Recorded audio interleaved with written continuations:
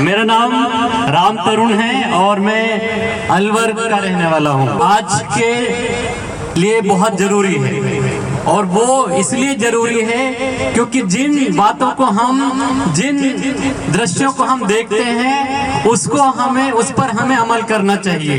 तो एक सीन, एक जो चित्र है वो ये दिख रहा है कि यहाँ पे बहुत बड़ा आयोजन आप लोगों ने बहुत ही मेहनत से आयोजित कराए, उसके लिए बहुत बहुत अभिवादन, अभिनंदन आप सबको हमारी तरफ से बहुत बहुत शुक्रिया कि इसको आपने आयोजित करा।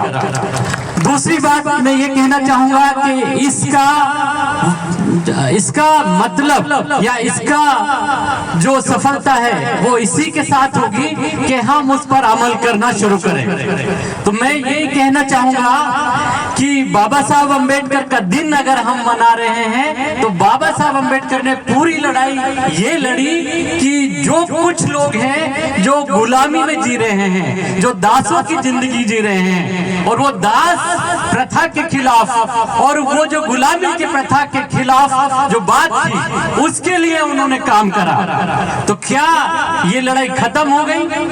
संविधान आने के बाद, बाबा साहब अम्बेडकर के जाने के बाद क्या वो लड़ाई खत्म हो गई? नहीं हुई। और उसको हम देखते हैं कि उसका सारा कसूर हम मर्दों पर आता है, हम पुरुषों पे आता है और ये सबसे बड़ा तोहमत हम पे है। यहाँ भी है, जब हमारी ये माए यहाँ बैठी हैं तो इनकी आंखें इतनी खराब नहीं है। कुदरत ने जो इनको आंखें देखने के लिए दी उसके हमने पर्दा लगाया, उसको हमने ये कह दिया कि नहीं तुम ये चीज देखो, ये चीज मत देखो। ये कानून किसने बनाया?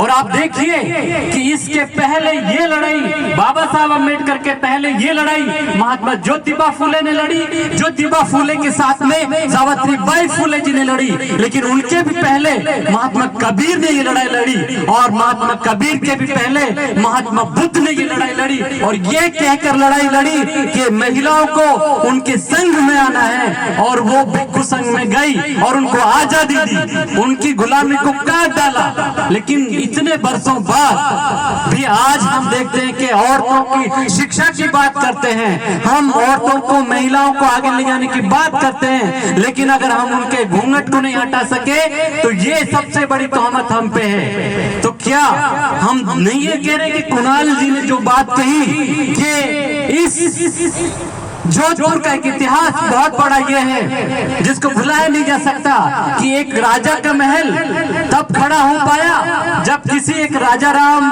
अछूत का वहां पे उस नींव में डाल करके जिंदा उसको गाड़ दिया, तब जाके वो महल खड़ा हुआ। लेकिन ये नरबली के कानून को कब खत्म करा हमें याद होना चाहिए।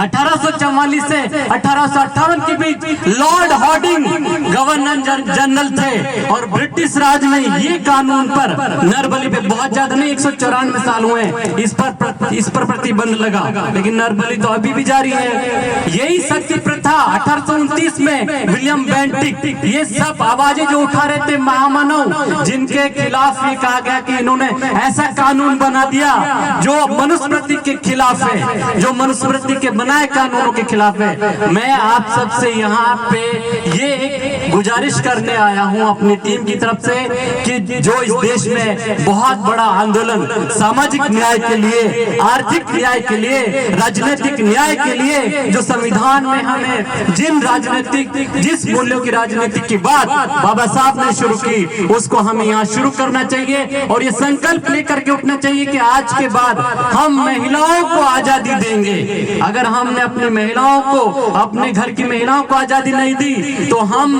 अपने कितना भी रोना रोता रहे कि हम गुलाम थे कभी, आज भी हमारे साथ भेदभाव होता है, आज भी हमारे साथ छुआछूत होता है, तो हम उस दाग को कभी नहीं मिटा सकते। मैं अपने शब्दों को इसके साथ विराम दूंगा कि एक बहुत बड़ा आंदोलन शुरू हुआ है राजस्थान में 1 सितंबर को, भेदभाव छुआछूत मुक्त राजस्थान अभियान के नाम से, और वो शुरुआत एक बच्चे की शहादत जिसको पानी के छुआछूत के चक्कर में और मार डाला गया, इंद्र मेघवाल का नाम सुना है आप सबने, और जिसको लीड करने के लिए हमारे जो साथी हैं सीमा कुमारी जी, वो थोड़ा हाथ उठाए अपना, उनका परिचय, वो इसको लीड कर रही है राजस्थान में। और एक बड़ा मूवमेंट शुरू हो रहा है। महिलाओं से आग्रह करूंगा कि उनका अगर इस तरह का संगठन है तो सीमा जी और हम सब जुड़कर, शुभांगी जी, हम सब जुड़कर इसको आगे लेके चलेंगे। हमारे साथ में नागेश जाधव जी